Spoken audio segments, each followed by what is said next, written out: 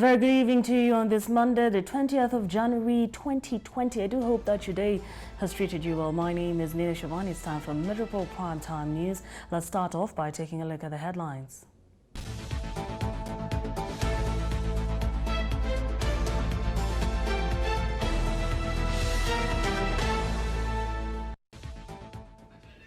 Analysts see Kenya's economy growing at 5.9% this year. We'll tell you where the green shoots of Kenya's economic recovery are.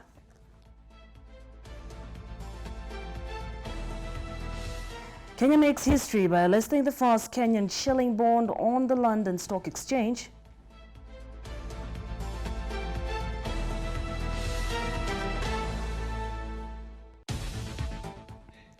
And coffee farmers welcome the soon-to-be established Coffee Cherry Revolving Fund as the draft rules for the fund come under public scrutiny.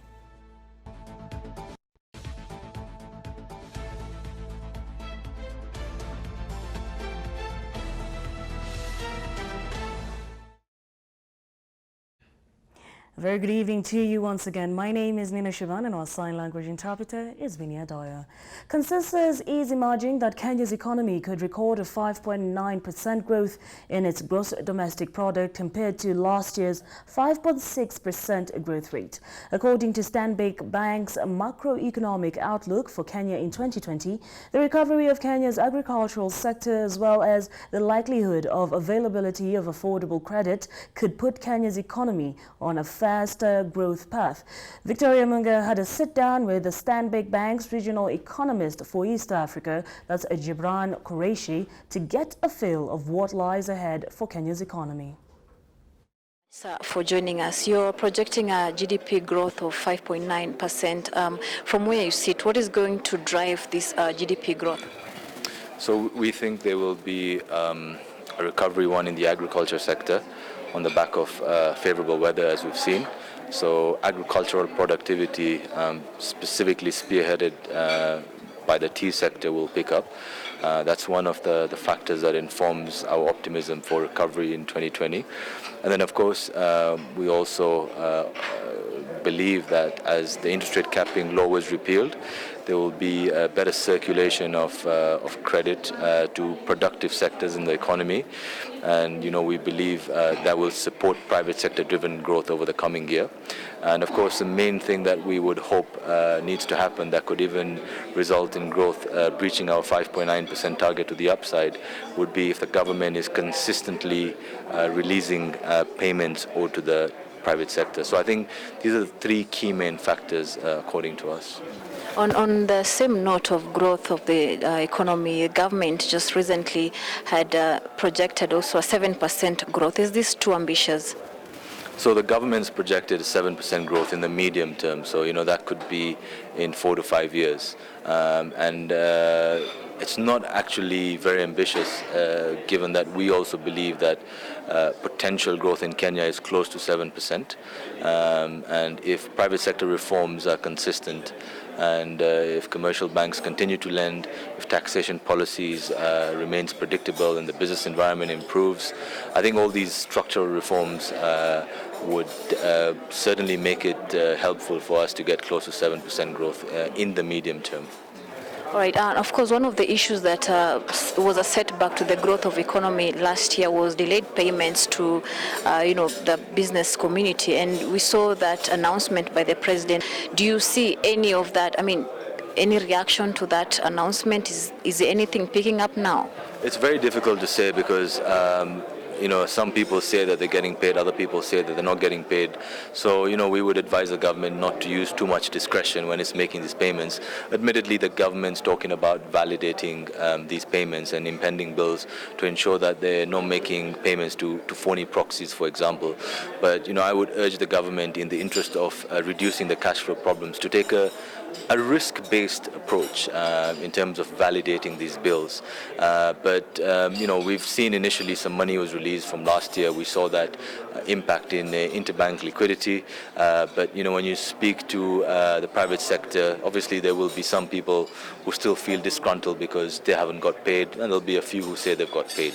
90% jobs creation in 2020 being in the informal sector. So where is the formal sector? I mean, what's going on around there? So unfortunately, as you rightly mentioned, we're not really creating enough jobs in the formal sector, in the private sector. And I think it's probably due to, as I say, some of the issues that we've seen in the private sector. We know in the last 3 years what the issues have been. But I think broadly speaking, as I talked about in my presentation, I think the structure of the economy is such that we have sectors that are growing that are not, that don't have the ability to absorb too much labor. So our economy is service sector driven, but agriculture and manufacturing are where the jobs are actually created, and that's where there's a bit of a disconnect in our view. And from where you see, did you have any effects of the demonetization that happened last year? Well, as we noted in our talk, all credit to the central bank for communicating the strategy well, sensitizing the common man. We never really saw an impact on the currency. I mean, there was initially a scare on the currency in terms of people making conversions. We never saw that happen. And then in terms of liquidity, it shouldn't really have an impact, because if you bring back money, the old notes, then effectively there should be a replacement. So it sort of nets off. But because there's about 8 billion shillings that stayed out, you tend to saw a mild disinflationary trend, which was also reflected with broad money supply M3 also falling. But I think in comparison to the other case studies that we saw in India, we never saw companies suffer from cash shortages. Nobody was confused about what was going on, which is why I continue to reiterate it was very well handled by the Central Bank of Kenya. And in the market right now, we see some of retail markets also closing down. There's some of them not doing so well. We've seen recently Nakumatt getting liquidated, and this week we'll be seeing another hotel being auctioned, and just stuff like that happening in the economy. Does that worry the growth of the economy from where you sit? It's definitely a concern, but of course, again, I'll reiterate that in the last 4 years, we're talking about reduced bank lending, government not paying. It has a negative chain impact on households, consumers, and businesses, and that ultimately slows down everything. So, of course, there's some idiosyncratic stories here and there in terms of certain places that haven't done well. But I think broadly speaking, I'll still reiterate that things got bad in the last 4 years, and we know the main reasons why they got bad.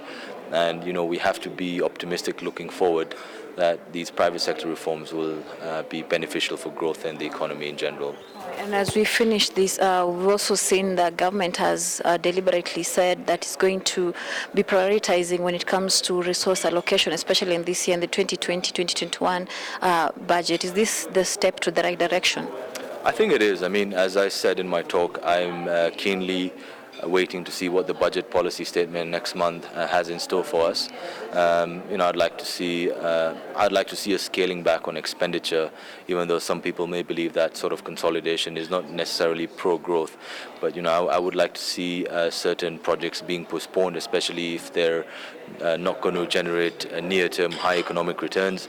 And of course, I'd like to see a lot more emphasis on bringing in an element of pragmatism on revenue collections. So I think that's something we'll be waiting to see. But of course, the other thing that the government's talked about, which from the outset could be difficult, is to source concessional funding. Concessional funding is not always easy to source because of the conditions attached. But it's good that the government thinks, led by the new Minister of Finance, that they want to move away from expensive commercial loans. But that being said, yes, the 3-year, 2-year syndicated loans, for example, those are expensive. But as I've talked about, a 30-year Eurobond is not a, especially with favorable global risk conditions, it's not exactly a bad financing option to have as well. And every year, Jibril, we see a slowdown in the economy when we have elections. In the event that we have a referendum this year, what should government do different to make sure that the economy still stands? Well, of course, political uncertainty serves as a distraction in terms of the government achieving its growth agenda, and it's not really clear whether it's going to take place. We need further elaboration on that whole process.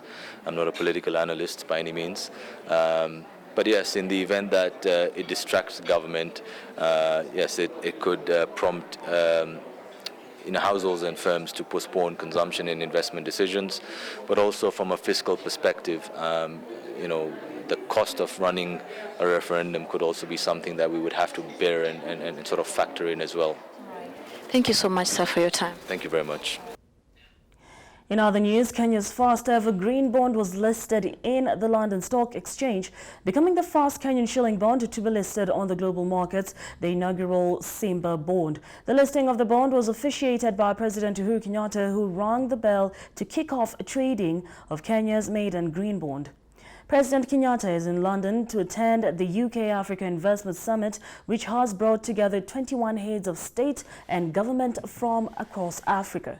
The 4 billion shillings bond was floated by Kenyan property development firm Acorn Holdings to raise funds for the development of 50,000 environmentally friendly accommodation units for university students in Nairobi. Meanwhile, the United Kingdom has announced a package of over 171 billion shillings worth of deals on jobs and investment in Kenya today at the UK-Africa Investment Summit in London. The investment deals will span across housing, finance, renewables, and entrepreneurship. During the summit, Diageo, the main shareholder of East African Breweries, has announced plans to invest 22 billion shillings to build state-of-the-art environmentally friendly breweries in Kenya, and wider East Africa. Diageo have already invested nearly 16 billion shillings into EABL's Kisumu Brewery in 2017. This investment is supporting over 100,000 direct and indirect jobs, including recruiting 15,000 new farmers, taking the total number of farmers employed in EABL's Kenyan supply chain to 45,000.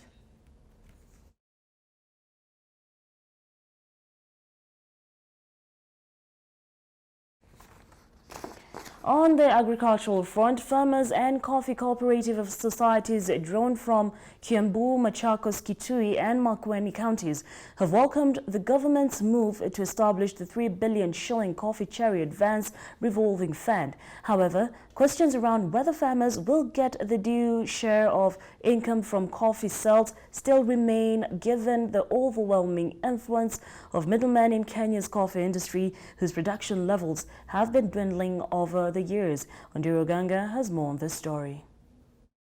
On Tuesday last week, President Uhuru Kenyatta, in a national address, directed the Treasury to put the 3 billion shillings coffee cherry revolving fund into operation within 30 days. The fund is expected to provide affordable, sustainable and accessible cherry advance to smallholder growers to cushion them from delayed payments and help them meet their daily cash flow requirements whilst awaiting payment for their produce. Barely a week down the line, the National Treasury has floated the draft regulations for the fund for a public comment. During the first of 10 forums that have been organized to gather stakeholders' view on the proposed fund, the fund was welcomed as much needed reliever to their financial strain. The president have come up with the 3 billion, which is more or less cheaper to acquire, which is 3% as compared to the bank's rate, which are going up to around 13% interest rate. The farmers will be able to acquire funds at the right time to enable them to continue harvesting the cherry, and again to buy some maybe farm inputs which they may require, pay school fees in case they have some issues of school fees. Once you receive the 20 shillings per kilo of cherry in advance, you'll be able to cater for those expenses. To access loans from the fund, one must be a citizen of Kenya, a member of a registered coffee cooperative society, or a smallholder coffee estate who is affiliated to New Kenya Planters Cooperative Union. But while the fund has been welcomed, doubt still abounds as to whether coffee farmers will be able to service their loans in the absence of a steady and lucrative market for their produce. We are supposed to actually refund that money after the coffee sales. Now, this is where now the problem comes. We do not have actually a good marketing coffee. Kenya coffee has not actually good marketing, processing. We have the cartels who come to us, they exploit us, and they also at times we get almost nothing because you pay back what you have been given.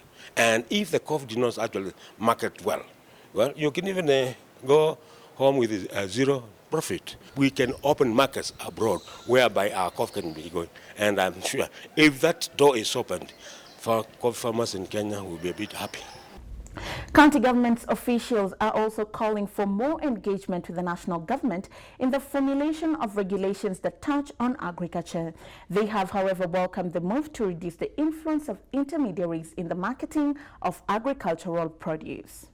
We need to empower the farmer and create the shortest path from the farmer, from the producer to the market, because what that does, it empowers the farmer in terms of decision making, but also puts more shillings into their pocket. So my view is that any middleman, marketer or otherwise who's not adding value does not belong to the value chain.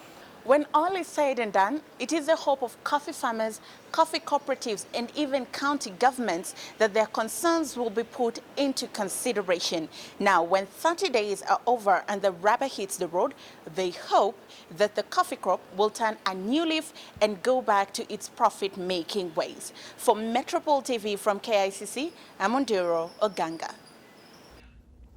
Moving on swiftly on the political front, Kakamega County Governor Wycliffe Oparanya has been re-elected as the chairman of the Council of Governors. He was elected unopposed for his second and final term.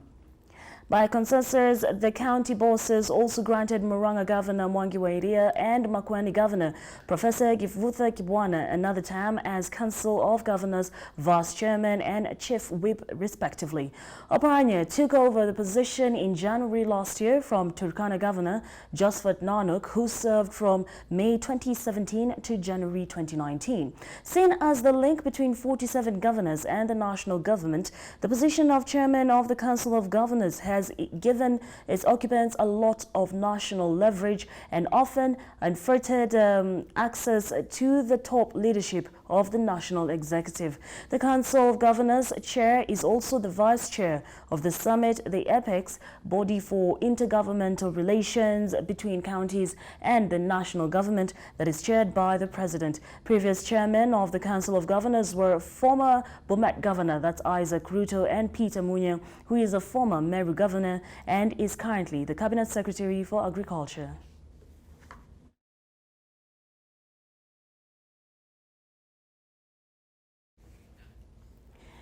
Diaspora remittance inflows to Kenya increased to their highest level in 5 years in December 2019, according to the data released by the Central Bank of Kenya.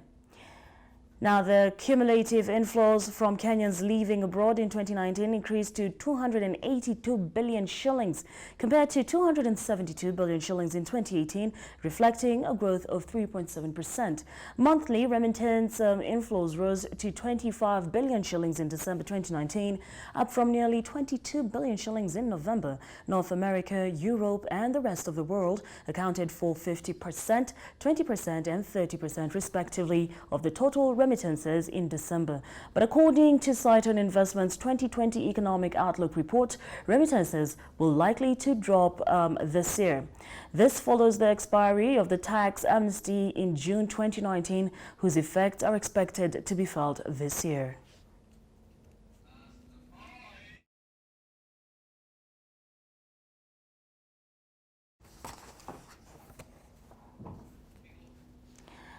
International oil prices continued the downward trend, that's last week, reflecting inventory accumulation and optimism across the global oil market. The trend is arising from the US-China trade deal, which overshadowed geopolitical tensions. Brent oil price declined to $66.17 per barrel on January 16th from $68.33 per barrel on the 9th of January. Should the trend continue, this could possibly mean that end consumers might have some relief at the pump.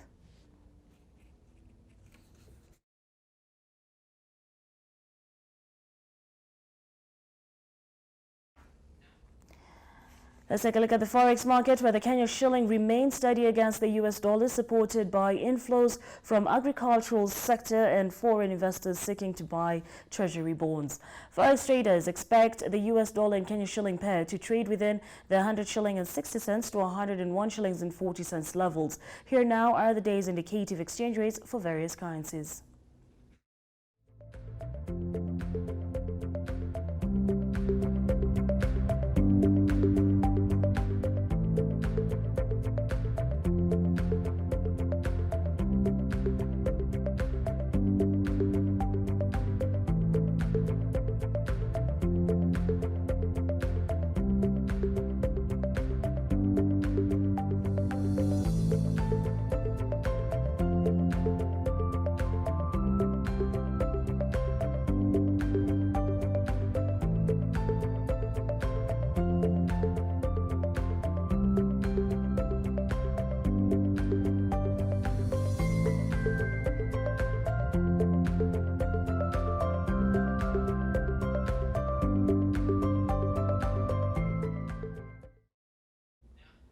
Let's cross over and take a look at the stock market, where share prices at the Nairobi Securities Exchange were relatively unchanged today as trading activity declined compared to last Friday.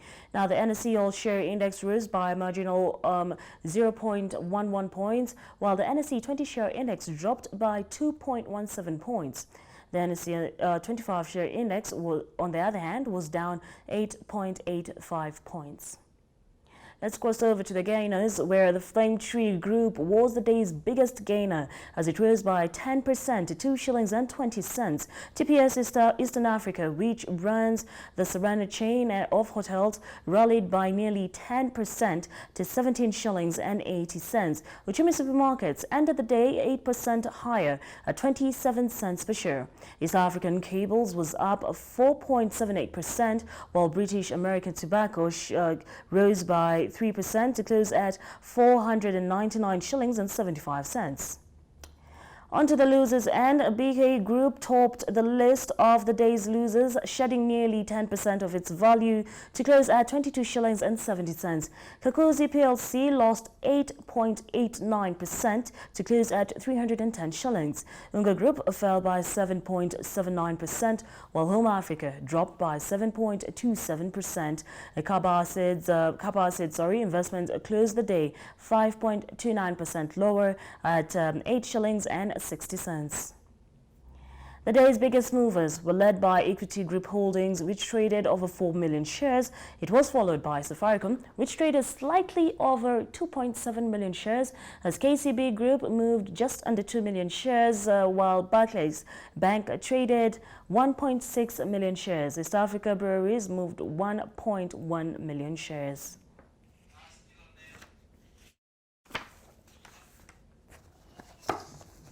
Finally, the world's billionaires have doubled in the past decade and are richer than 60% of the global population, the charity Oxfam said on Monday. According to an AFP report, it said poor women and girls were at the bottom of the scale, putting the 12.5 billion hours of unpaid care work each and every day, estimated to be worth at least $10.8 trillion a year. Oxfam's India head Ambita Behar has said, and I quote, "Our broken economies are lining the pockets of billionaires and big business, and the expense of ordinary men and women. No wonder people are starting to question whether billionaires should even exist. In more astonishing statistics, the report said that 22 richest men in the world have more wealth than all the women in Africa. Wow. All right, so the numbers show that 2,153 billionaires now have more wealth than the 4.6 billion poorest people on the planet. If the world's richest 1% paid just 0.5% extra tax on their wealth for 10 years, it would equal the investment needed to create 117 million new jobs in elderly and childcare, education and health, Oxfam has said. Oxfam's figures are based on data from Forbes magazine and Swiss bank Credit Suisse, but they are disputed by some economists.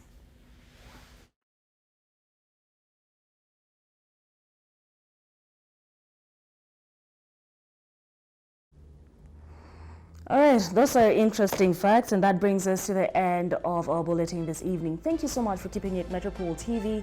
My name is Nina Shaban. Our sign language interpreter is Vinny Adoyo from the whole Metropole TV fraternity. We do wish you a lovely night.